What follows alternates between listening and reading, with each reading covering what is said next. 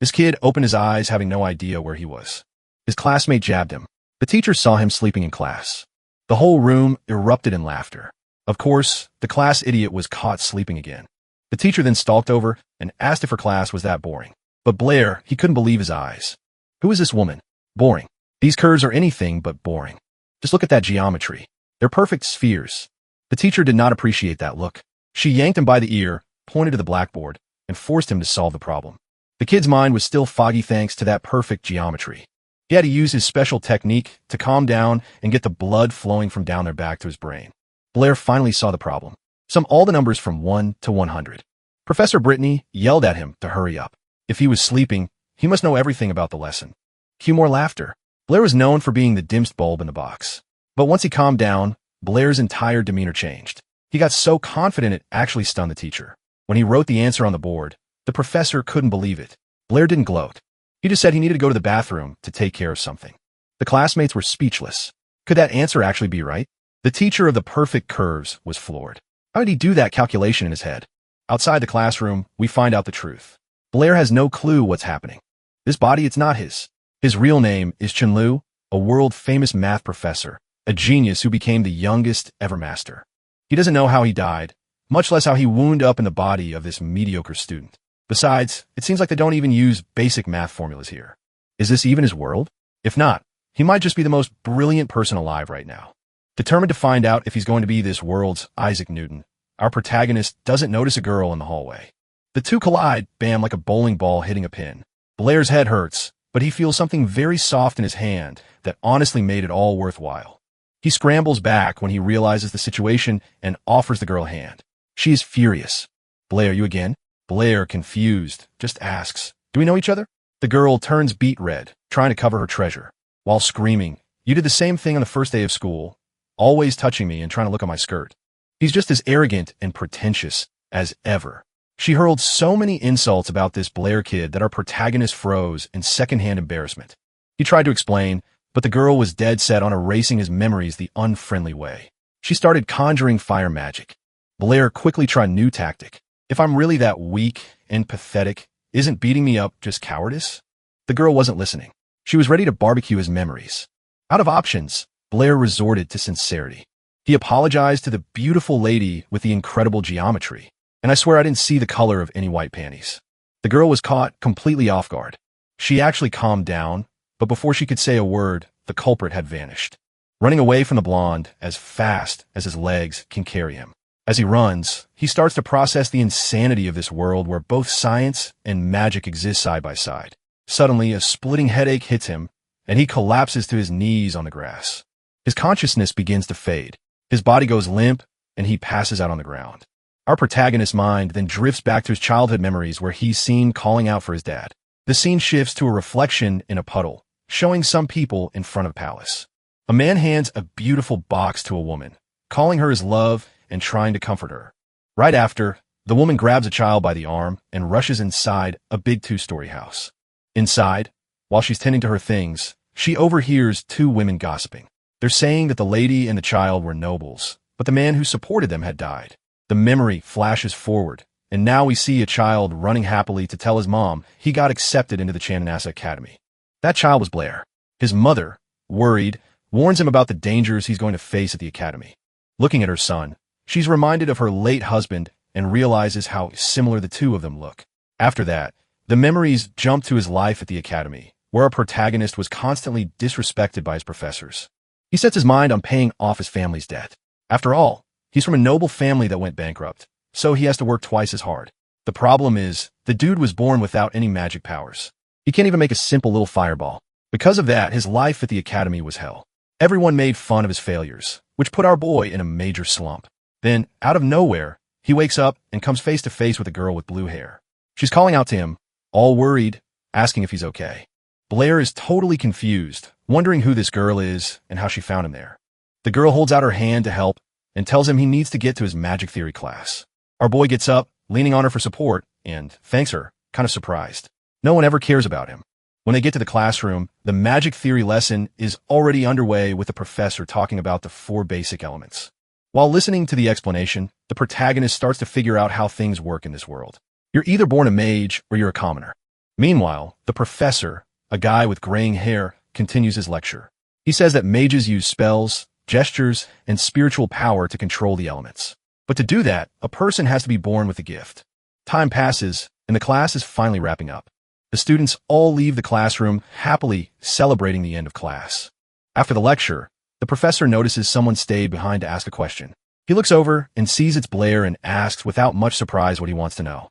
Blair asks the professor if it's possible to learn magic without being born with a talent for it. The professor shuts him down right away, saying it's impossible to control the elements without the natural gift. Right then and there, the classmates still in the room start laughing at him, since everyone knows the protagonist has zero power. Then a guy named Toby comes over and tries to cheer him up. He says that even if Blair doesn't graduate, there will always be a place for him on Toby's father's lands. Hearing the name, the protagonist remembers that this chubby little guy was the only friend of the body's previous owner. After their chat, Toby gives him a big smile. The two say a friendly goodbye, waving to each other. Out of nowhere, Blair notices the blue-haired girl is looking at him. He asks if she needs something. The girl gets all flustered and runs out of the room, but not before telling him that Professor Brittany told him to go to her office after class. He finds himself thinking about that girl. She was sticking close to him all day. It seemed like she wanted to say something. The guy realizes that even though he's a math genius, that's not going to help much in a world of magic if he doesn't have any powers. With a sliver of hope, he decides to try and use what little magic he has to summon flame. He looks at his own hand, concentrates, and tries to use the fireball technique, hoping something will happen. His hope was already fading and despair was setting in because it looked like he had failed again. But then out of nowhere, his hand erupts in a bright orange flame. The guy is completely shocked, staring fascinated at the fireball in the palm of his hand. He doesn't understand a thing, just sees that yellow light glowing there. He can hardly believe it's real because as far as he knew, this new body had zero magical power, but there's no denying it. He has to accept reality and even lets out a sigh of relief. Right after, our boy starts playing around with his new power. Then he stops and starts to wonder how out of nowhere this ability appeared. He figures this happened because the worlds crossed over somehow, and out of nowhere, he remembers he needed to talk to the teacher. He goes to her office, knocks on the door, and hears a voice from inside telling him to come in. Apologizing for bothering her, our boy enters the math teacher's office, but when he looks inside, his eyes go wide and he turns bright red. He finds the teacher, who's pretty hot, in a really weird pose and just stand there staring, but she doesn't even seem to notice his reaction and greets him cheerfully. At this point, the protagonist is still frozen, just staring at her. The teacher, totally chill, tells him not to mind the scene because she always does her calculations in that position. Blair, still a little flustered, asks why she called for him. The blonde then asks him to sit in the chair next to her desk. She backs away for a moment, then comes back and puts a pen and paper in front of him. The boy looks down at the paper and sees it's a new math problem he has to solve. As he's getting ready to start, the teacher says she's going to step out of the office for a second, but without missing a beat, he spits out the answer right then and there. The teacher looks at him in shock, asking what he just said. He repeats the same number, confirming that it's the right answer. Suddenly, the blonde rushes over to him, grabs him by the shoulder, and starts asking all worked up how he solved it. Because for her, that problem takes forever. Looking a little angry, she asks if he'd solved that problem before, even though she chose the number 79 at random. The protagonist asks if she really wants to know the answer. She half-jokingly insists again that he tell her how he did it. The guy's gaze unintentionally drifts down to her chest, and he a bit shyly agrees to explain everything. He's even surprised thinking to himself that deep down his teacher is kind of naive. Without wasting any time, he jumps right into the explanation. He says he saw the teacher solving the problem by adding the numbers one by one. He says that's a pretty risky approach, and it's really easy to make a mistake, but he congratulates her because her calculations were actually correct. She looks at her papers totally confused and says that's the only way she knows how to solve it. Our boy gives a big grin and says she's wrong. He starts to explain a new way where first you have to find a pattern. According to him, you just take the first number with the last, the second with the second to last, and so on. Adding these pairs always gives you 80. He asks the teacher how many pairs of numbers that add up to 80 are in the problem. The blonde jumps out of her chair and shouts the answer 39. The boy immediately praises her and tells her to sit down, but then quickly apologizes, saying it was out of habit. He continues the explanation saying that this way, the problem stops being a giant addition problem and turns into a simple multiplication. He shows that with this method, she can also find a solution super fast. The teacher, excited to have learned something new, happily declares that this is a wonderful way to solve the problem. What's more, she herself comments that this method could probably be improved. The boy praises her for the insight and starts to explain that yes, there's an improvement for this method. After his explanation, the blonde just freezes up, trying to process the logic of everything that was happening. Seeing his teacher totally frozen, our boy calls out her name. Worried, he figures the basic math from his world is just too advanced for her. She finally snaps out of it and looks away, a little dejected, asking if he came up with that method himself. The protagonist dodges the question and just says he created the method to make calculations easier. In his head, he thinks that she'd never understand if he mentioned Gauss's name. Suddenly, the teacher grabs his hand and calls him a genius. To our protagonist, the scene feels pretty romantic. She says a bright future is waiting for him if they keep studying together. The guy turns bright red, says her name, and tries to say something. The teacher senses the mood, gets embarrassed, and backs away from him, scurrying off in another direction. But then out of nowhere, her expression changes as an idea pops into her head. All excited, she suggests that Blair become an amazing mathematician. His answer is a real quick no. With a look full of ambition, he shouts that he wants to become an incredible mage. She looks at him with a confused face and asks why. So, the teacher slams him down on the table and says he should be studying math, not wasting his talent. She tells him that as a mathematician, he could have a good position in society and that he should choose that path, not magic. Ignoring her, he forcefully shoves her hand away. Our protagonist says that what he cares about is magic and that he wants to be a mage, not a mathematician. In his opinion, being a great mathematician in this world is way too easy. You just have to spout off a few already existing mathematical theories. He feels like doing that would just be stealing other people's ideas, and that magic is way more interesting. After thinking for a moment, the teacher suggests they make a bet. She tells Blair that there's a magic exam coming up at the academy, which will decide whether or not he can stay. Our boy gets thoughtful and notes that if he fails, he'll be kicked out. The teacher confirms this and says that if he really wants to be a mage, he needs to pass this exam no matter what. A silence falls and the boy just stares at her with an unreadable expression, thinking about something. Then the teacher grabs a calendar from the desk and continues explaining the bet. She says that if Blair passes the exam, she'll stop getting on his case about becoming a mathematician. But if he fails, she'll help him get a spot as a teaching assistant so he can stay at the academy and study math. After explaining everything, she asks if he accepts the bet. In her mind, she's sure the guy won't be able to pass because he has zero magical ability. Without showing any emotion, but with a super confident look in his eyes, the student accepts the bet. Out in the hallway, the guy thinks about how stubborn the teacher is and complains that she's always on his case. He starts replaying the earlier scene in his head, imagining it in a much more romantic way than it actually happened. Noticing these kind of dirty thoughts, he decides to distract himself by going to practice some magic. But then out of nowhere, a girl with ribbons comes running towards him at full speed. They have a nasty collision and the two of them bonk heads. After that, they both start falling to the ground at the same time. Our protagonist thinks the situation feels familiar, and then he feels something in his hand. When the pain fades, he opens his eyes and finds a girl sitting on top of him. The blonde realizes his hand is on her chest and right away starts beating the crap out of our boy. Pissed off, she decides to use magic and starts preparing a fire spell. Out of nowhere, an orange fireball appears in her hand, but then she realizes there's no one in front of her anymore. The girl gets furious, cursing about how the guy disappeared again. Far away, our protagonist breathes a sigh of relief, thinking that if he hadn't bolted out of there at the speed of light, he'd be barbecue by now. A little while later, this same girl who wears ribbons in her hair goes to talk to the math teacher. She comes in complaining that she ran into a pervert twice in the same day at the academy. After venting, she gets even angrier and swears that the next time she finds that pervert, she's going to blast him with a fireball without a second thought. The teacher finds the situation a bit funny and lets out a little chuckle. The girl, whose name is Isabella, quickly changes the subject. She says she's already finished the math problem the teacher had assigned. All proud, she mentions that she solved it all in one night and brags, thinking no one could have done it faster. The teacher even praises her effort, but bursts her bubble by saying that a guy named Blair solved the same assignment in just 1 minute. Isabella's jaw drops, completely confused, and she asks how he managed to do it so fast. The teacher explains there's a specific mathematical theory for it, and offers to show her. So, the teacher starts explaining exactly how the method Blair used works.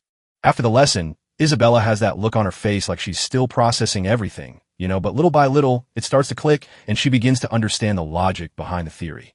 Then, she realizes something and is shocked. She can't believe that Blair himself was the one who came up with it. Right then and there, Isabella decides she has to meet the genius who created this theory. She asks the teacher about him, her eyes sparkling with excitement as she waits for an answer. The teacher finds her whole reaction a bit strange, but agrees to introduce them. It's not long before Isabella just kicks a classroom door open and storms in. She starts yelling in front of everyone, asking where the guy named Blair is. She makes it crystal clear that she really wants to meet him. One of Blair's friends, completely startled, is just about to open his mouth to answer. But out of nowhere, he gets a hard pinch on the thigh to shut him up. And who was it that pinched him? None other than Blair himself, who was hiding under the table. The chubby friend gets the hint right away and makes up a story for Isabella, telling her that Blair had just left for work. She gives the guy a confused, "Are you serious?" kind of look and asks a rhetorical question. Seeing it's no use, she gives up on waiting and asks the guys to let Blair know when he gets back. His friend gives her a little wave, super relieved, and promises he'll pass on the message. As soon as Isabella leaves, the classroom door slams shut. Only then does Blair decide to crawl out from under the table, making sure the blonde girl was really gone. After that whole scene, a super awkward silence falls over the room, and the entire class just stares at Blair with a "what the hell was that" look on their faces. Not understanding why he's suddenly the center of attention, he asks his friend why everyone is staring at him. In response, his friend, who has a bandage on his face, just grabs his shoulder tightly. His friend, with a desperate look on his face, asks Blair to spill what went down between him and this Isabella girl. Blair is totally lost, completely confused by the guy's reaction. Seeing this, his friend gives him an "Are you insane?" look and asks if the protagonist has any idea who this girl even is. Our boy gets a little wary and carefully asks who the girl that just walked into the room is. His friend starts to explain that she has a lot of connections that could stir up some serious trouble, but Blair just brushes it off, replying that inside the academy, nobody can touch him. Then his friend, looking like he's already seeing this go south, asks for the academy's name. Blair answers nonchalantly. The next question is about the campus location, and our boy, totally chill, says it's on Baker Avenue. And that's when the bomb drops. His friend tells him that campus is in the city of Yabo, and the mayor there is none other than Isabella's father. That's when it finally clicks for Blair. He understands the deep crap he's in and starts freaking out, wondering what to do. He realizes he's screwed and asks his friend if he can just apologize to the girl, but out of nowhere, a shout from the back of the room calls out Isabella's name, and the two of them whip around, startled. It's a blonde guy with his crew glaring at our boy. He says that a nobody like Blair won't even last 2 days there. This blonde guy's name is Bod, a dude who always bullied our protagonist in the past. Blair's friend tries to defend him, but on the inside, he's thinking the blonde dude is totally right. He thinks this because at that academy, if you don't have any skills, you get zero respect. And to make matters worse, all the second-year students have to take an exam. Anyone who doesn't pass is out expelled. In theory, the magic exam is super simple. Anyone should be able to pass it easily. There's just one catch. Blair has zero magical ability. For him, this exam means the end of the line. Suddenly, he's snapped out of his thoughts by a loud slam on a nearby table. It's B furiously yelling at Blair, asking if he's deaf or something. The air instantly gets heavy, and the blonde guy starts cussing him out relentlessly. Our protagonist's friend doesn't let it slide, his expression hardening as he gets ready to talk back to B. The blonde is challenged to a fight right then and there for being such a cocky and rude jerk, but he's totally confused, asking what Blair's friend, a guy named Toby, has to do with any of this. The tension between the two explodes, and they're just one step away from throwing hands. B, with a furious look on his face, promises he won't forget this. He turns and leaves with his friends, saying that next time Blair is going to pay for everything. Our protagonist just watches, looking a bit pale as the bullies leave the room. He's even surprised to see that Toby, his chubby friend, defended him like that, proving he's a true friend. Straight up, Blair asks Toby to help him out with Isabella if any trouble starts. Toby agrees, but warns him that by that point, he'll have already beaten Blair up himself. After that, Blair just stares at his friend with a what? Look on his face, totally confused. A few days later, the magic exam finally begins. The professor announces the rules and warns that anyone who fails is out of the academy. The task is simple.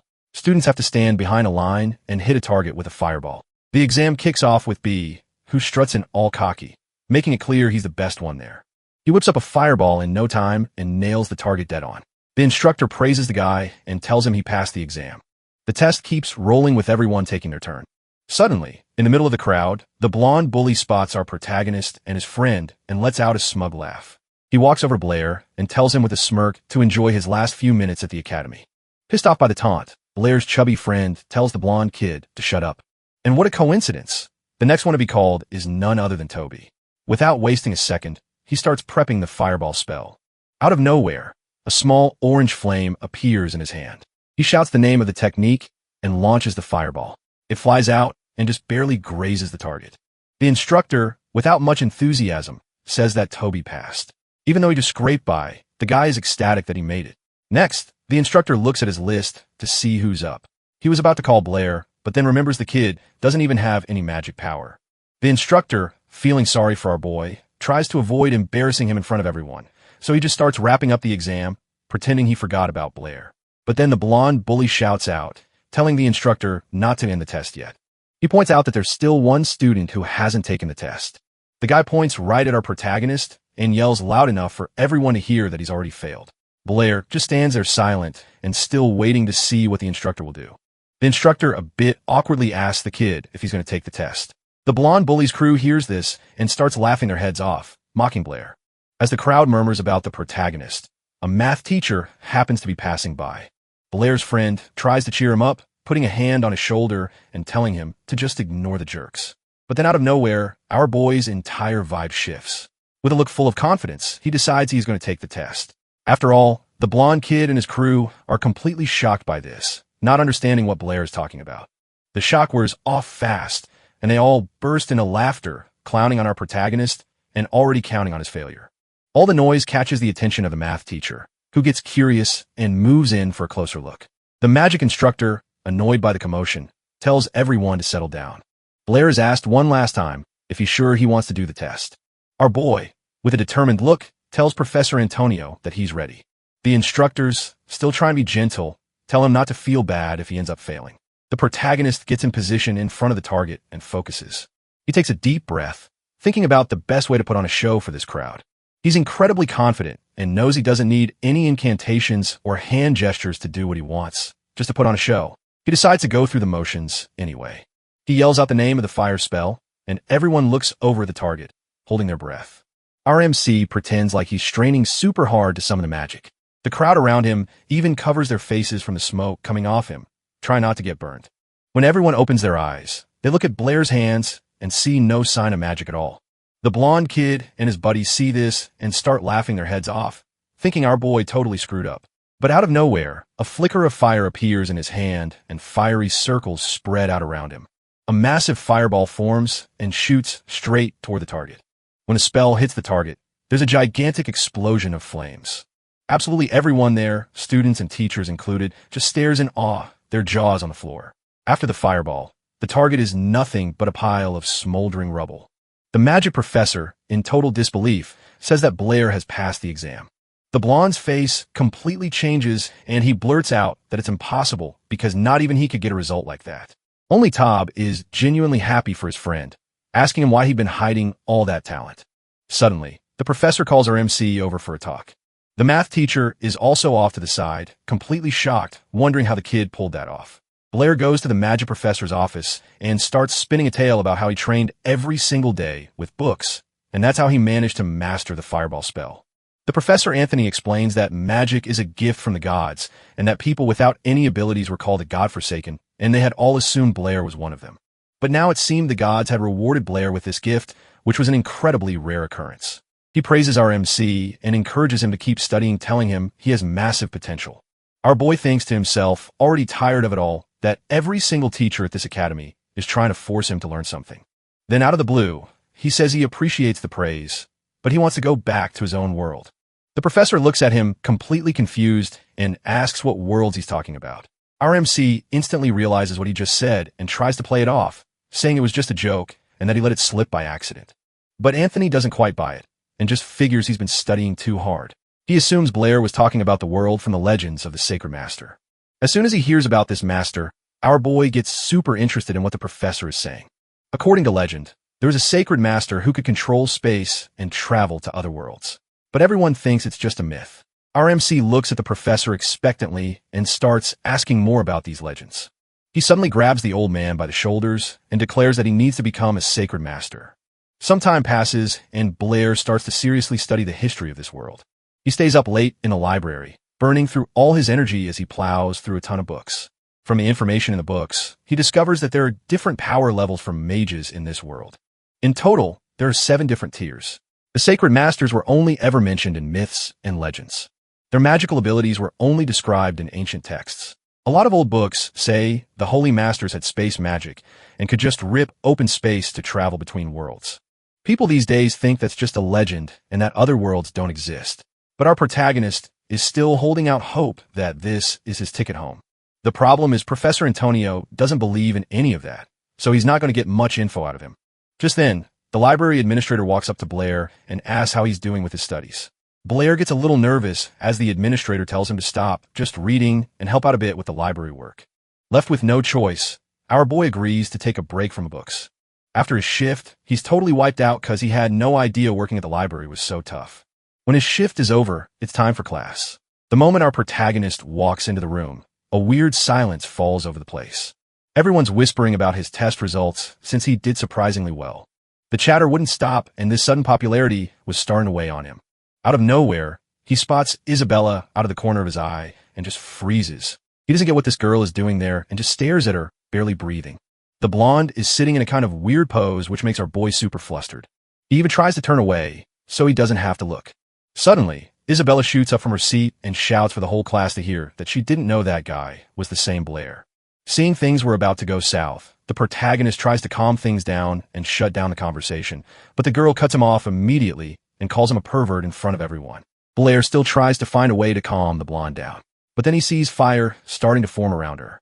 She concentrates all her power in her hands, preparing a fire spell. Not knowing what to do, the scared kid can only cringe and cover his face with his hands, but he doesn't feel a thing. Surprised, he opens his eyes to see why the attack never hit him. Right in front of him is the math teacher who stopped the clueless student. The teacher, with a disappointed look, asks Isabella why she's using magic inside the classroom. The mayor's daughter even tries to explain herself, but the teacher cuts her off before she can even speak. Right after that, the teacher calls Blair to her office. And it doesn't stop there. She decides Isabella has to come along too. Not wanting any more trouble, our boy agrees and quietly heads to the teacher's office. The 2 students and the teacher quickly leave the room, slamming the door behind them. After that crazy scene, all the students are left in silence, trying to process what just happened. A blonde guy in the class was in shock, not understanding why Blair was getting so much attention. Meanwhile, in the teacher's office, our boy explains all the awkward situations that went down with Isabella. The teacher tries to get the 2 of them to make up, saying it was all just a big misunderstanding. With the teacher pressuring her, the blonde girl ends up agreeing to forgive the guy. Then, the teacher changes the subject, bringing up the magic exam and praising the protagonist for his effort, saying the bet between them was officially over. She says she was really intrigued by his performance and asked him to show her how he managed to evolve out of nowhere and gain magic abilities. Our boy turns her down, saying it was just luck and that actually he's the one who has some questions for her about magic. The blonde doesn't push it and just waits, curious to see what he's going to ask. He then drops the question to use an element. Do you really need to use hand gestures and recite spells? Isabella, who never misses a chance, puts into the conversation to make fun of the protagonist, calling his question stupid. Realizing his question sounded kind of dumb, Blair a bit awkwardly asks if there are any exceptions among mages. The teacher starts to explain that even the most powerful mages need spells and gestures.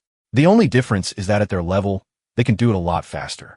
She goes on saying that magic is a gift from the gods. They were the ones who taught people to use gestures and spells to summon the elements.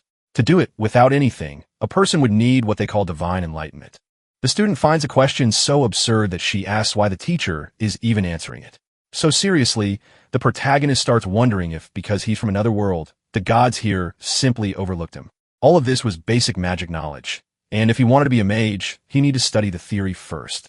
But the teacher called him over for another reason. When the girl had already mentioned, she hands him a folded paper and explains it's a scientific journal where the most important works are published. Isabella, who was nearby, sneaks a peek at the journal and is shocked. She notices the math teacher's name alongside our boy's and has a totally over-the-top reaction. The teacher explains that she figured out the summation method the boy demonstrated and even wrote a paper on it. But the black-haired guy can only think about one thing. If he's going to make any money from this publication, since his library salary was a total joke. And as if reading his mind, the teacher suddenly calls his name. She hands him a small pouch of money and says it's his reward for his work. This was a ton of cash, covering more than 2 years of the salary he was making at the library. With a joy he can barely hide, he pretends to be embarrassed to accept it and offers half the money to the teacher. Naively, she agrees to the proposal on the spot and takes half the cash for herself. Blair's face falls instantly. He never expected her to actually take his money. The pain is immense because he only offered it out of politeness. With a single sentence, he got rid of half of all the money he had earned. Because of this, he started having some dark thoughts about how he needed to get out of this world as soon as possible. But suddenly, something catches his full attention, and he stares intently at the teacher with a newfound interest. He wants to know if every article published in that scientific journal pays the same amount of money. In response, he hears that yes, the payment is for each published article. And out of nowhere, a brilliant idea pops into his head, one he just has to share. He suddenly starts explaining a new theory, one he brought from his old world. The teacher realizes what he's talking about and calls it Hughes's enigma. Our boy, who's not really up on this world science, gives the girl a confused look. She explains that Ralph's riddle is a math problem created by some ancient sages. The story goes like this. Ralph has 7 sons. Each son has 7 bags. Each bag has 7 cats, and each cat has 7 kittens. The problem itself doesn't involve huge numbers. If you just add everything up, you'll get the answer. But the thing is, if the numbers were bigger, it'd be really good to have another way to solve it. So, the blonde with genuine interest asks if he can solve Ralph's riddle using a different method. With a confident look, he replies that he has a few ideas about it. The girl gets super inspired by his answer and asks to work with him on this new method. Time passes as they work, and after a few hours, the student who'd been in the office the whole time ends up falling asleep in her chair. Suddenly, she's woken up by a scream right next to her. The one screaming is the professor. She's jumping for joy, saying, "Our boy finally solved the problem." Isabella, surprised, asks the protagonist if he came up with the idea all by himself. He, in turn, gives her a sly look and asks if she really wants to know the answer. The blonde is incredibly curious, and she insists on knowing. In response, he says he doesn't have any special skills. He just studies like crazy. The girl, jaw-dropped, asks if he's telling the truth. A while later, she's still thinking about what he said. Out of nowhere, something unexpected happens right in front of her, leaving her shocked. She spots the protagonist in the 3rd-year building and wonders what he's doing there since he's a 2nd year. She promises herself that she'll catch him in the act this time, but before she knows it, she's lost sight of him again. By this point, the protagonist is already near a high stone wall behind the 3rd-year building. This was the place Toby had told him about, hoping his friend wouldn't do anything stupid. With a light jump, our boy hops over the wall and suddenly remembers his magic teacher. He told him that if he wanted to learn about magic, he should go to the Magic Association in the city of Yabo. Behind the wall lies something surprising, and the protagonist freezes for a moment. He takes it all in, appreciating the city's unique architecture. The area feels peaceful and quiet, but the main street is bustling with activity. Merchants on every street are calling out to potential customers, hoping to sell their goods. The black-haired guy casually strolls through the city, taking in all of its beauty. His attention is drawn to an imposing castle with beautiful white walls right in the center of it all. He recognizes it right away. That's the Magic Association he was looking for. Before heading inside, he carefully pulls a mask of some sort out of his pocket. He needs to be careful. It's best not to reveal his identity needlessly. Since the association's entrance was pretty quiet, he went straight to the main desk. There, he runs into a blue-haired girl who immediately offers to help. Our protagonist instantly recognizes her as Molly, one of his classmates, and wonders what she's doing working there. The girl offers him the services of a high-level mentor, but charges an insane amount of money for it. When our boy hears the price, he's a little shocked, not getting it all. He obviously doesn't have that kind of cash, so he just gives up on the idea and starts to leave the building. But then Molly calls him back. She says that if money is the issue, he can just sign up for the association's library. Booyer turns around surprised and even asks again just to make sure he heard her right about this library. Turns out the Magic Association's library has thousands of books on the subject. And the best part, it's free. The protagonist, realizing he won't have to spend a single cent to learn, gets all excited and asks to sign up on the spot. But to do that, they ask him for a mage certificate, which unfortunately he doesn't have. Molly thought he was already a mage and explains that the registration is meant to prove that the person actually knows their stuff when it comes to magic. She says he can just prove his skills right then and there by showing what he can do. The guy's a bit hesitant and asks if it's possible to take the test right there on the spot. It is. But Molly warns him that the specialist on duty today is a real hard ass. Apparently, only 10% of people pass his test. Even so, Our protagonist isn't discouraged and agrees to take the exam, especially since jumping the wall again wouldn't be very practical.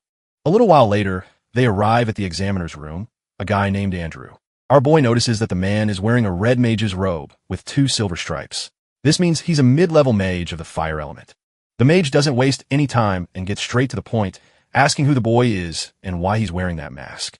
The guy introduces himself as Chunluo from the previous world and explains that the mask is to hide a burn he got while training.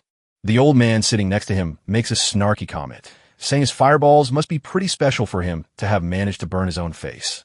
Andrew, with a bit of interest, finds the boy's name odd and thinks that given his age, he could only be a low-level mage at best. Molly suggests they go to the exam room to test the guy's skills, but she gets a blunt no, which leaves her looking surprised. The examiner says they don't need a room and that the test can be done right there, inviting our boy to show him what he's got. Baelier looked at the mage, surprised, wondering if he was serious about him having to use magic right there. He's confused by the lack of space in the room. The old man looks at him mockingly and says that Andrew won't get hurt by the pathetic little fireball the boy will probably create. Our boy, for his part, doesn't even bother to argue and just accepts the conditions. He stops right in front of the examiner and begins to concentrate all his magical power into his hand. The mage isn't too fond of the way the spell is being cast, but to everyone's surprise, a massive amount of power starts to gather in the protagonist's hand. Suddenly, everyone realizes the fireball is going to be massive, and Andrew screams for him to stop, but it's already too late to cancel the spell, and the guy decides to use his skills to the fullest. The entire room is lit up by the brilliant flash of a massive fireball. A bright light takes over everything, and the fireball heads right for the examiner. The guy wasn't expecting that kind of power and tries to take cover behind a door. Then out of nowhere, a massive explosion goes off inside that little room. After the explosion, there's just silence, dust, and smoke everywhere. The girl who was watching breathes in all that soot and starts coughing nonstop. She tries to pull herself together to see what went down at the end of the test. Through the black smoke, she sees an old man coughing who seems to have cast some kind of spell. Where the examiner was standing, there's now a giant blue shield protecting him. Andrew, meanwhile, is on the floor covered in dust, trying to figure out what just happened. So, it was the white-haired old man who managed to put up the shield in time and save the bald mage. He keeps holding the barrier with a dead serious look on his face, trying to peer through the smoke. The examiner is in such a state of shock that he doesn't even react, and the older mage has to shake him by the shoulders to get him to snap out of it. The girl just stares at the whole scene, completely in shock. Our boy, realizing the confusion, immediately apologizes to the mages. He explains that he thought everyone was prepared for his spell, and that's why he went all out. After all that chaos, the protagonist passed the test. A little while later, he's in another room getting his mage certificate and a library card. He takes the documents and starts looking them over. The girl from before walks up and says she was blown away by what he did in front of the examiners. The protagonist, whose name is Chunluo, thanks her for the compliment, says his goodbyes, and leaves. The thing is, he called her by her name, and she's left standing there confused, trying to remember where they know each other from and how he knew her name. Arriving at the library, Chunluo is impressed by the sheer number of books. He doesn't waste any time grabbing a book and sitting down at an empty table to read. Our boy is surprised because the books actually contain a lot of really important information. He's mainly interested in the ones that talk about magical and spiritual power. Basically, a mage's strength is defined by their level of spiritual power. The more spiritual power you have, the stronger your magic. And that's not all. High mages can even control the elements of weaker mages. But the explanation about the 4 magical elements in the books is kind of all over the place because the knowledge in this world is pretty basic. The mages here think that these 4 elements are the foundation of everything. Not just magic, but the entire world. To them, all other elements are just a combination of these 4 primary ones. From the perspective of modern science, this idea is super outdated. Any student knows that matter is made up of various elements from the periodic table, not just 4. But since magic and magical elements are real in this world, the protagonist can't find a scientific explanation for it. Then out of nowhere, an idea hits him. What if it's possible to interact with the magical elements in a different way? Lost in these thoughts, he suddenly leaps out of his chair, startling everyone in the library. If his theory is right, he might just be able to create a completely new kind of magic. Out of nowhere, he gathers the papers that were on the table. Without a second thought, our boy gets his stuff and bolts from the library. He needed to test this crazy idea and went straight to the Magic Association. When he gets to the association, completely out of breath, he runs down a hallway, and the guys who administered his test recognize him. The examiner and an older man were sitting there, still kind of in shock from what they'd seen earlier. To help set the scene, a blue-haired girl was serving them tea. This Andrew guy comments that this Channel Luo has extremely low spiritual power. But even so, he managed to create a huge and super powerful fireball. And the weirdest part is that the old man couldn't even control the element the kid summoned. The gray-robed mage thinks maybe the kid has some secret they're not getting. It was already getting dark, so the protagonist decides to get out of the city and head back to the academy. On the way, he just hops over a high stone wall like it was nothing, and he lands smoothly on the other side on his feet without kicking up a single speck of dust. Our boy doesn't want to waste time and decides to try creating that new magic right then and there. A bunch of ideas start popping into his head, and he struggles to focus and create something different. The protagonist takes a deep breath and out of nowhere feels a strange energy, a whitish flow, one he doesn't recognize, starts swirling around him. He figures out that this energy is coming from his own body and that he can control it. He tries to direct this flow of chi to create a second element. A ball of magic forms in his hand, and it transforms into oxygen. But then he's not sure if it's actually pure oxygen. There was no way to tell just by looking. So Blair gathers the oxygen he created in his hand, making it denser and more concentrated. He figures if it's really oxygen, all he has to do is set it on fire to be sure. But the first attempt is a bust. He adds fire, and only a little puff of smoke comes from his hand. Without losing hope, he tries the crazy experiment again. He creates the oxygen in his hand one more time, compresses it tight, and lights that thing on fire. Suddenly, a giant explosion goes off all around him. The shock wave is so strong, it shatters the windows of the nearby buildings. To give you an idea, even a glass that was just chilling on the math teacher's desk started to crack all over. The teacher hears the huge noise coming from the street and drops what she's doing to see what happened. Through the window, now completely cracked by the shock wave, she sees the explosion that went off near the building. In the middle of a patch of grass, a ton of sparks and clouds of smoke are rising up. Our boy is right in the middle of the whole mess, trying to breathe in the thick smoke that's formed around him. The wind starts whipping everything through the air in a weird way. Then, the protagonist thinks he got really lucky for reacting so fast. Out of nowhere, our boy's face is covered in sweat, and he's got a look of genuine fear. He looks to the side, trying to figure out just how much damage the explosion caused. Apparently, that oxygen was way more powerful than our protagonist had imagined. Suddenly, he hears a voice yelling from a distance, asking what happened. Our boy turns around and sees some guy running towards him. He didn't expect it to be that loud. The protagonist decides it's best to bail before he gets into trouble, so he bolts into the woods to hide. Despite the chaos, it seems Blair managed to create something worthwhile. A while later, we see him in the classroom thinking about everything that went down. He's exhausted from pulling an all-nighter studying, so he decides to take a quick nap right there at his desk. But peace is not an option for him, and out of nowhere, someone starts slapping him hard on the back. It was Toby, who frantically starts telling him about the drama from last night. To avoid suspicion, our black-haired boy says he slept like a rock. The word is there was an explosion near the third-year building that shattered all the windows. Everyone thinks some super powerful mage did it, but nobody knows why. Our protagonist comments that he's never seen a mage like that, and his friend gives him a shocked look, asking what he means he's never seen a Heil mage. After all, their math teacher is a super Heil mage. Hearing this, Blair's face is one of pure shock, and he even jumps out of his chair. A little later, our protagonist decides to go talk to the teacher, and the scene cuts to him knocking on her office door. She opens the door almost immediately and greets her student. Our boy came at the perfect time because she actually wanted to speak with him. She tells him that the Mathematicians Association has already published an article on Ralph's enigma, and since he was the one who proposed the solution, his name is listed first among the authors. The teacher congratulates him for solving the most difficult problem in mathematics. But brushing that aside, he says he's here to discuss something else. To the blonde teacher's surprise, he says he wants to study math with her and asks for her help. After hearing this, she just stares at him completely confused. The guy wanted to be a mage, but suddenly he decided he also really liked math and didn't want to regret it later. He even says he feels like he must have been an incredible mathematician in his past life. The teacher, overcome with emotion, takes his hand, calling him by his name. She can't control herself and presses his hand against her own chest, saying how happy she is to hear that. She hugs him and says that from now on they'll study math together every day after school. Dying of embarrassment, the guy tries to pull away from the hug, gently pushing her with his hands, and uses the moment to ask for help with magic, too. Still totally flustered by the scene, he hears her agree to everything and decides to get out of there as fast as he can. Our boy is already rushing for the door, dying to get out of there. He opens it, But the blonde teacher calls out to him, reminding him about their arrangement for the next day. He just agrees, wanting to bolt, but then out of nowhere, she tells him to stop and wait another minute. So, she sits on her desk, clasps her hands, and tries to figure out how to say what's on her mind. Blair is totally confused, staring at her nervously. Then, it dawns on the teacher. The black-haired guy only agreed to the math lessons to get help with his magic.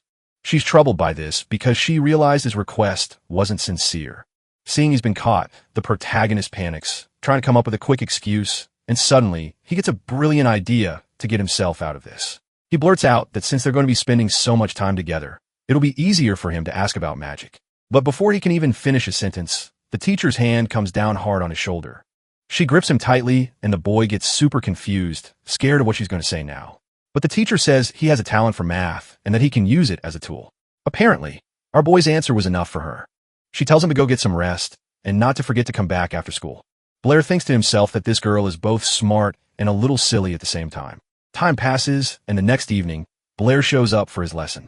He opens the teacher's classroom door without even knocking and just walks right in. Suddenly, he sees two girls up at the front sitting at the desk and chatting. One of them, Isabella, clearly isn't happy to see him there, probably because she wanted to talk to the teacher alone. Without missing a beat, she straight up asks what he's doing there. The teacher then apologizes to Isabella and explains that she forgot to tell her, but from now on, Blair would be having lessons with her too. The teacher asks Isabella to look after the new guy, but from the look on her face, she's not a fan of that idea at all. The blonde then calls the protagonist over to sit next to the other student and says she's prepared a problem for him. The question was this. A stone is dropped into a well. A little while later, another stone twice as heavy is also dropped. The question is, when will the second stone catch up to the first one? Isabella starts to answer, saying they need to know the time between the two drops. But before she can finish, Blair cuts her off. Our boy, without hesitating, flat out says the second stone will never catch up to the first. He explains that if you ignore air resistance, a heavy stone won't catch up to a lighter one. His answer leaves the blonde girl sitting next to him really irritated. She accuses him of not even knowing the basics. According to her, everyone knows that an object's falling speed depends on its weight. The heavier it is, the faster it falls. She says that this is what the ancient sages discovered, and that even a child knows it. But our protagonist isn't buying it. The look on his face shows he's getting pretty pissed off, too. He shoots back that just because a bunch of ancient sages said something, that doesn't make it true, and asks if she's ever actually seen it happen in real life. The blonde gets pissed that the guy dared to question the wisdom of the ancients. The vibe gets tense between them because neither one wants to back down. So, our protagonist tells them straight up that science has to be precise, and that if a truth can't be proven, then it's not a real truth. Another student suggests a bet, but the guy says no. The teacher tries to calm things down so everyone doesn't start a fight, but then out of nowhere, the mayor's daughter bets 10 gold coins. He instantly agrees. The teacher just face palms, frustrated that she can't stop the black-haired kid.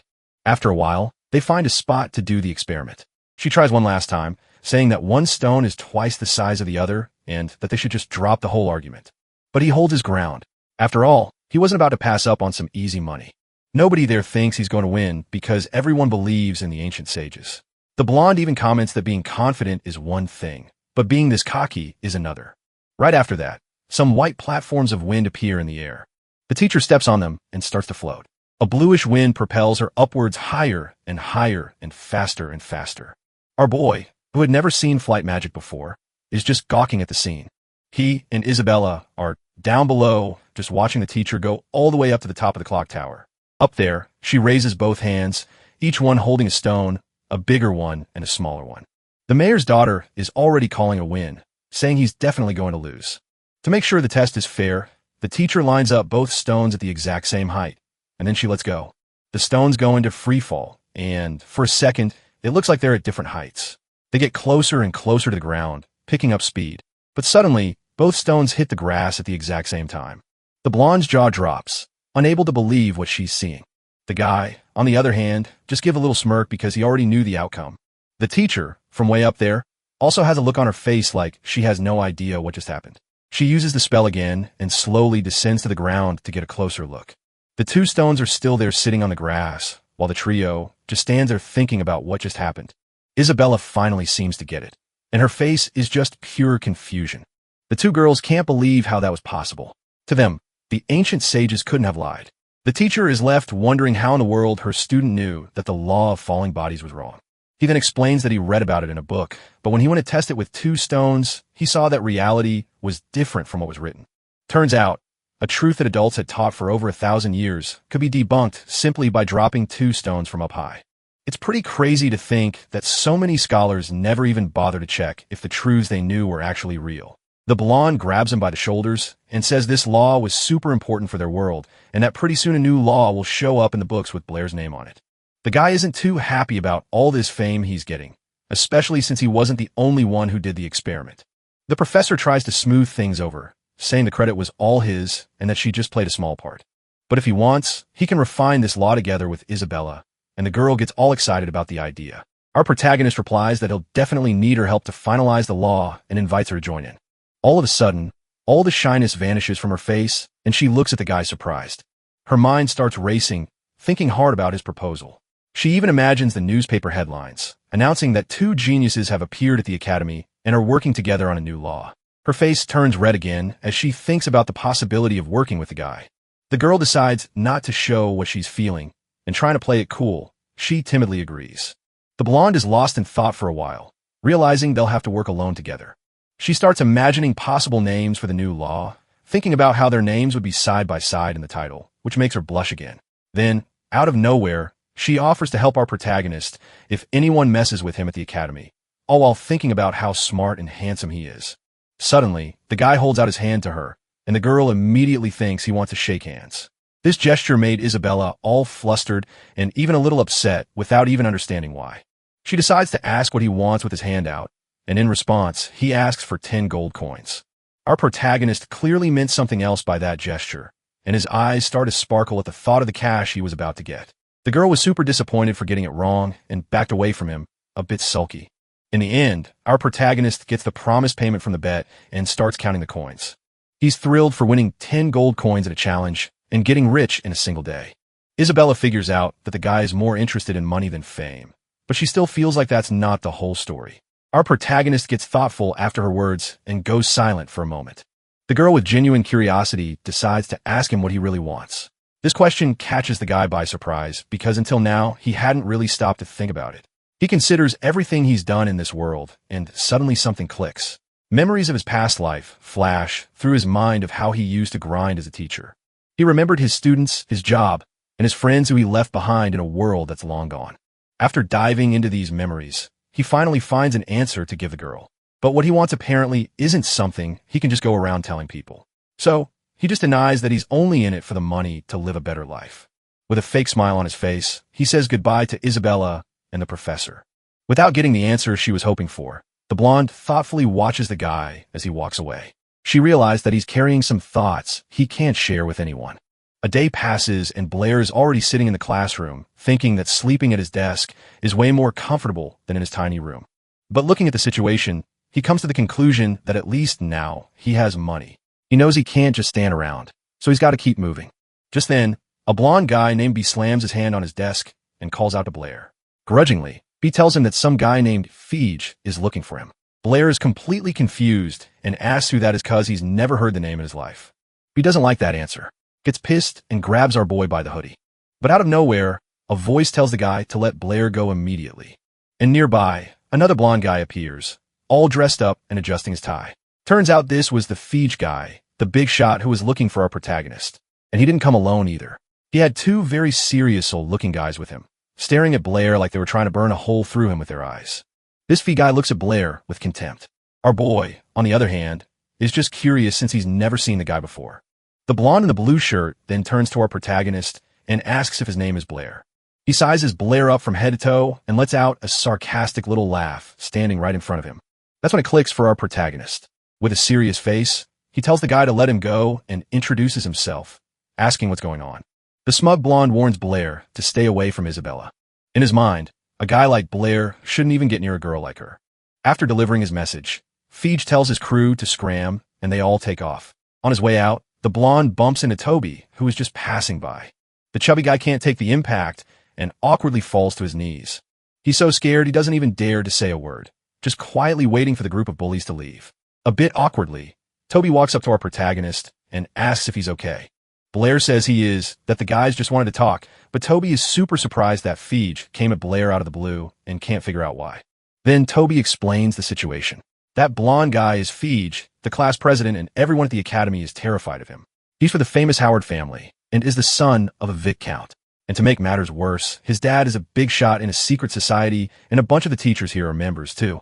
Toby tries to smooth things over, saying he understands Blair being charmed by Isabella's beauty, but he warns his friend not to ignore Feiji's warning. At this, our boy gets all flustered and embarrassed because that wasn't what he was thinking at all. Time passes, and soon it's noon as classes come to an end. Blair is already sitting with Isabella, but he's totally zoned out, thinking about how to properly use his new oxygen technique. The big advantage is that he won't need magic or hand signs, but the problem is he still doesn't know how to use two elements at once. He's snapped out of his thoughts by Isabella, who tells him to stop slacking off. She tells him to solve the problem the math teacher assigned. Our protagonist, yawning with boredom, simply hands her a piece of paper. When Isabella looks at the sheet, she sees a bunch of formulas and realizes he'd already solved everything a long time ago. She's left speechless since she only managed to solve half the problem in the same amount of time. Our protagonist then says, "You can't just solve everything the same way." According to him, the secret is to find different ways of thinking. Ignoring his smug attitude, she looks down at the paper, a bit embarrassed. Taking advantage of the silence, our boy remembers he wanted to ask her something. He's curious how she can summon 2 fireballs at once, and she replies that she can actually summon a whole bunch of them. This information leaves the protagonist shocked, and he just stares at her confused. The blonde realizes the black-haired guy can only make 1 fireball at a time, and starts making fun of him. He explains that he's read a ton of books about magic, but never found anything about summoning multiple spells at once. The girl, in turn, says the books only teach the basics and don't cover these more advanced techniques. To learn that stuff, you'd have to hire a really expensive magic consultant. But she adds, if someone called her sister, she'd help them learn herself. Without skipping a beat and with a completely straight face, our protagonist calls her sister right on the spot. The girl wasn't expecting such a quick, direct response and is completely caught off guard. The deadpan expression on his face when he said the magic word left her all flustered. But since a promise is a promise, she agrees to teach the guy. After this, they leave the academy and find a more secluded spot to train. The girl focuses and casts the spell. Suddenly, a bunch of yellow fireballs appear floating all around her. Our boy is completely amazed by the sight, since he can barely even create 2. What really catches his eye is how stable her spells are. The girl explains that the main secret to summoning multiple fireballs is the distribution of spiritual power. Most people believe that spiritual power can only be focused on a single point, but once someone masters this technique, they can distribute their power to different points. Each of these portions of power is capable of summoning a spell, and that's how you summon multiple fireballs. The protagonist then asks if it would be possible to summon different spells using each portion of power, and she excitedly confirms. As they're talking, a golden-haired guy watches them from a distance.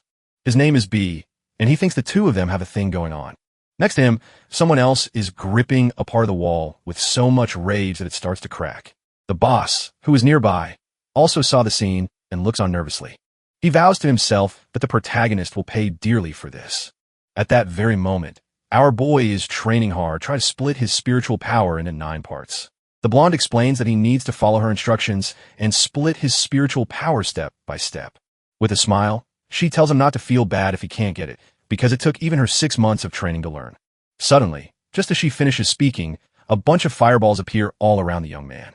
The girl stares in confusion at the scene before her and asks how he managed to do that. Totally nonchalantly, he replies that he just split his spiritual power into 9 parts and summoned the fireballs. But the girl isn't buying that excuse and asks how he managed to pull that off so quickly. Blair looks over at her a little surprised and just says he simply understood the technique and was able to use it. An answer that simple leaves the blonde completely stunned. She just stands there for a moment staring at the guy. Her face turns bright red, thinking that he wasn't just a math genius, but a magic one too. Then she starts getting really pissed off because she trained for way longer than he did. To save face, she decides to lie, saying she's done the same thing before. With her pride wounded, the girl just ditches the training session and runs off. Our boy has no clue why she's so mad and just chalks it up to another one of those I don't understand women moments. He puts his hand in his pocket and suddenly feels something weird. It catches his attention and he stops to see what it is. Meanwhile, the girl still hasn't cooled off and is stomping angrily toward the academy. Out of nowhere, Blair runs after her and grabs her arm. Isabella is startled by the move and asks if he needs something else. That's when she notices his hand is held out, offering her something. It was a bracelet of sorts with a really pretty golden cat charm on a red string. The protagonist offers her the gift, calling her by name, and tells her take it. He says the only reason he learned the magic was thanks to her help, and he appreciates it. She stares at the bracelet, breathless, wondering what to do. Her face flushes red again, and she bites her lip, completely flustered as she stares at the protagonist. Surprised, she says he actually has some sense, and that maybe he isn't so stupid after all. The blonde then snatches the gift out of his hand with a quick move. Trying not to show how she really feels, she runs off in a fluster, yelling that the gift is ugly, except since she was running with her eyes closed. Her legs get all tangled up, and she takes a super goofy fall onto the grass. Without even asking for help, she scrambles back up, laughing nervously, totally mortified. Then she turns to see his reaction. Blair is surprised and a little thrown off by her stare, not sure what to do. But before he can say a word, the girl scrambles up and takes off again, shouting a few insults over her shoulder. She vows that she won't give up so easily, but all Blair can do is let out an exhausted sigh. After that whole scene, he decides to take a break and lies down on the grass to chill in the sun for a bit. He figures if she really didn't like it, she wouldn't have taken the gift. After all, he spent 50 silver coins on that thing. The guy was thinking that he originally planned to give the bracelet to his math teacher, but then he suddenly spots something right in front of him. 3 guys walk up to our protagonist, who's just lying there on grass. One of them, B, reminds our boy that the class president had already warned him to stay away from that girl. Him getting close to the mayor's daughter was making the president pretty damn nervous. Without saying a word, our MC just gets up from the grass, looking dead serious. Then out of nowhere, he turns his back and just bolts from the guys who were giving him a hard time. The blonde dude and his crew weren't about to let that slide and took off right after him. The thing is, our boy saw no reason to fight these guys. But then one of the 3 decided to run his mouth, saying Blair's dad died a coward, fleeing in the middle of a battle. Hearing that about his family really struck a nerve, and our MC stopped dead in his tracks. The blonde dude, seeing his opening, kept taunting him. He thought Blair had let his guard down and tried to sucker punch him from behind. But as he threw the punch, his fist just stopped in midair right in front of our boy's face. The bully was not expecting that at all. Since he'd thrown the punch with all his might, the recoil sent him flying backward, and in the end, he was the only one who got hurt. You could see on Blair's face that he was seriously pissed off by the gang's actions. Meanwhile, the blonde dude could barely even get back on his feet. His hand was completely burned, and he was in excruciating pain. This just made our MC even more furious, and he declared that his father was a brave warrior who died for his homeland. He added that his dad was an amazing father who deserved respect even in death. Blair then threatened them, saying that no one gets to insult his father. Fueled by his rage, 9 fireballs suddenly appeared floating around him, grabbing the bully's attention. They were completely shocked by Blair's skill, because as far as they knew, he had 0 magic. The thought of being burned alive terrified the guys, and they bailed immediately, leaving their leader behind. Now alone with a furious Blair, the blonde dude looked up at him, terrified. What he saw was enough to make him panic and start begging for his life. The bully tried to save his own skin, saying that fighting was forbidden at the academy, but all he got back was a look of pure contempt. At that, the panic in his eyes faded, replaced by sheer desperation. He just stood there frozen, staring at Blair with no idea what to do. Our boy, having no intention of stopping, raised his hand to unleash the fireballs. The magic converged and began to move toward the guy. But all of a sudden, our MC sensed a presence behind him. Meanwhile, B squeezed his eyes shut, threw his arms up to shield himself, and screamed for help.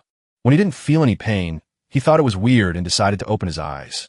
In front of him, the 9 fireballs were gone, and instead, there was a guy collapsed at his feet. Completely confused, he tried to process the scene, looking at Blair just lying there peacefully in front of him. The blonde dude was still in shock, but he nervously poked Blair to check if he was still alive. Seeing an opportunity, B decided to make a run for it before our MC woke up.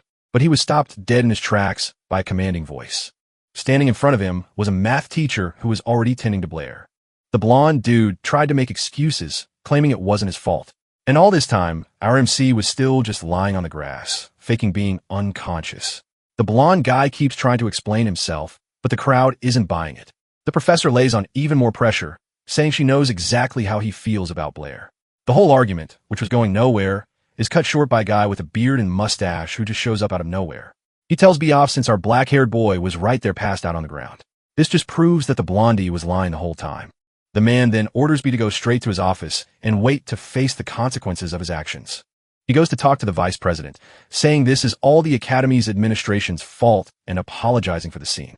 The two men walk away discussing the situation while the girl tries to wake Blair up. She's worried about his condition, but suddenly she feels a weird chill.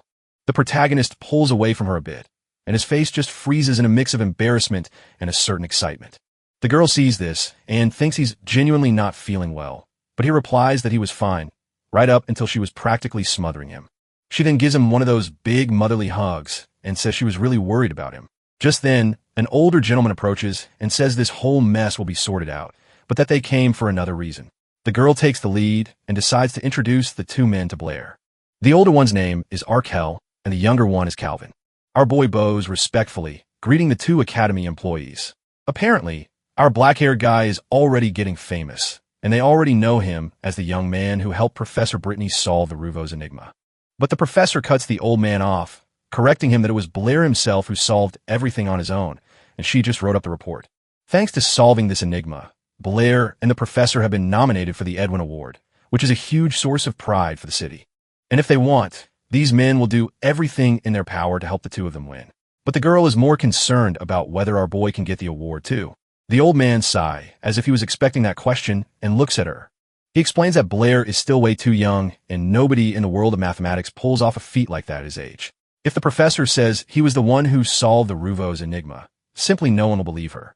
The girl is about to start arguing, but the protagonist calls her name and takes her hand. She looks at him, her face sad and a little disappointed. Breaking the tension, Arkell suggests they discuss this more calmly and decide on everything later. She agrees, and the two men slowly walk away. Time passes, and night begins to fall at the academy, bathing the building in a beautiful orange light. The professor and Blair walk down the hall in silence, each lost in their own thoughts. Suddenly, she tells our boy that even though the standard solution to the enigma was no big deal, the method he used was a giant leap forward in the history of mathematics. The award has to be his. It makes no sense for anyone else to get the credit for it. This leaves Blair a bit stunned, and he quickly scrambles for something to say. After a moment, he says the award shouldn't be his. He then adds that as far as he's concerned, Professor Brittany stopped being a stranger to him a long time ago. The compliment makes the teacher turn bright red. She's surprised, but in a good way. Embarrassed by her own reaction, she tells the student to just head home, leaving him wondering what he could have said wrong. A little while later, a crowd had already gathered around the bulletin board. Everyone was talking about the paper Professor Brittany published, and of course about the student's name who helped out. People were blown away, saying that scientists had spent centuries trying to solve the Ruvos enigma and failed. While everyone was talking about him, our protagonist decided to blend into the crowd to go unnoticed. And it worked. Nobody spotted him. But then, not too far away, he suddenly hears a bunch of shouting and cursing coming from a room.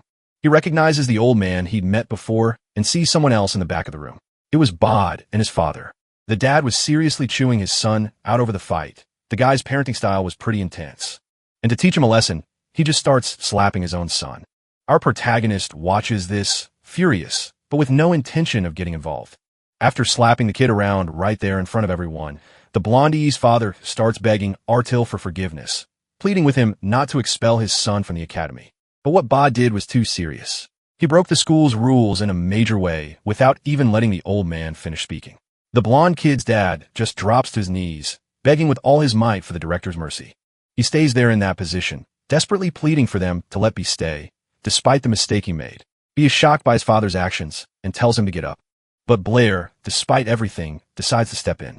He walks up to Artiel, greets the director, and is greeted in return, pretending he didn't hear a thing.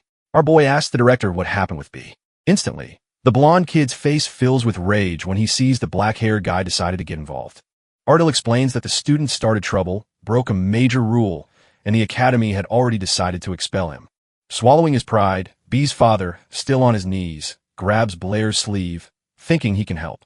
He says he'll teach his son a lesson and begs for forgiveness, explaining how hard it was to get his boy into this academy. If he got expelled, his life would be over. After all this drama, the black-haired guy just sighs, getting ready to speak. He turns to Artil and calmly asks him not to punish the blonde kid so severely. The bully, hearing this from the very person he'd been provoking, is just completely shocked. After hearing the request, the director says the academy can suspend the expulsion for a while. B and his father are totally surprised and relieved, but Artil warns that if he pulls anything like this again, there won't be a second chance.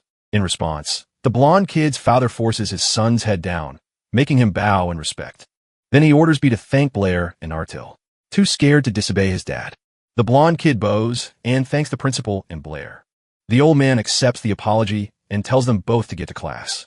They get to the auditorium door, and our boy is just about to open it. But then the blonde kid stops him, asking why he decided to defend him. With his hand on the doorknob, our protagonist stops and thinks for a bit. He explains that he only did it because he didn't want B to disappoint his own father. The kid stares at the floor, thinking about what Blair said. After that, he turns around and gives him a genuine thank you. He also tells him to watch out for FaZe because that guy isn't going to let this go. He adds that FaZe's uncle is the academy's vice principal. Later, after class, Blair heads to the library like always, thinking about the complicated day he's had. Out of nowhere, the librarian shows up at the door with a really serious look on his face, making it clear this wasn't going to be a good talk. Our protagonist wasn't expecting to see him there and asks what he's doing. The librarian gets straight to the point and asks if Blair has gotten into a fight with anyone lately. Our boy is surprised and totally confused, asks if something happened. Then he gets the news. He can't work in the library or live in his room anymore. And to make matters worse, it's a direct order from the vice principal. After this bombshell, our protagonist decides to find Professor Brittany, the one who's wanted to take him and Isabella to a math seminar from the start. Blair explains he can't go since he got kicked out of his room and now has to find a place to stay. In response, the professor invites him to live at her place, saying she has a spare room. Our boy gets all flustered by the offer, already imagining what it would be like to live with her. Worried, he asks if it would be a bother for her to have him living there. She calmly replies that it's no problem at all, because that way they can study math anytime. Her answer kind of makes sense to him, but he's still beat red anyway. They seal the deal, and she tells Blair to meet her after the ball.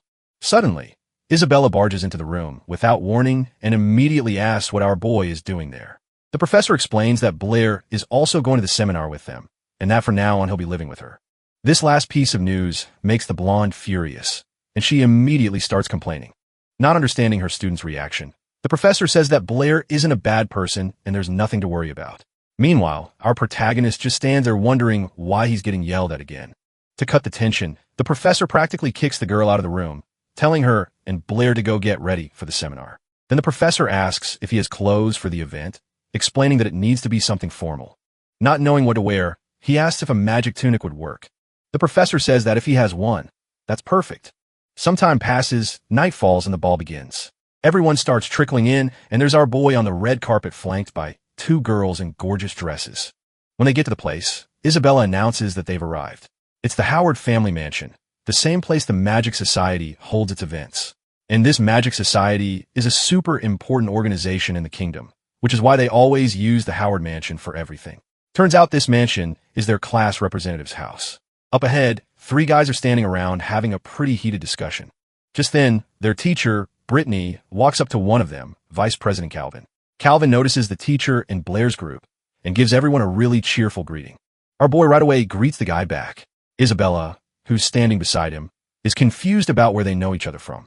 The vice president then asks Blair to introduce his friends, mentioning they were just talking about him. Professor Brittany decides not to interrupt their chat and backs away, saying she'll catch up with them later.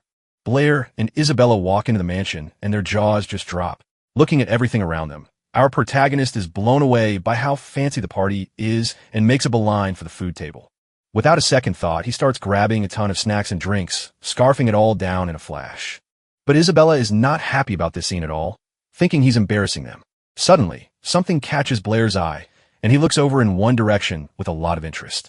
He sees a huge painting on the wall showing two rivers connected by several bridges. The blonde girl explains that this is the Howard family's greatest pride. The painting called the Seven Bridges of the Royal Capital. Blair, kind of confused, asks for the painting's name again, making it obvious he had no clue what it was. Their conversation is overheard by the homeowner's son, a playboy who, making fun of him, starts insulting our protagonist for the way he's acting. Isabella can't stand the guy's attitude and defends Blair, saying he's their guest.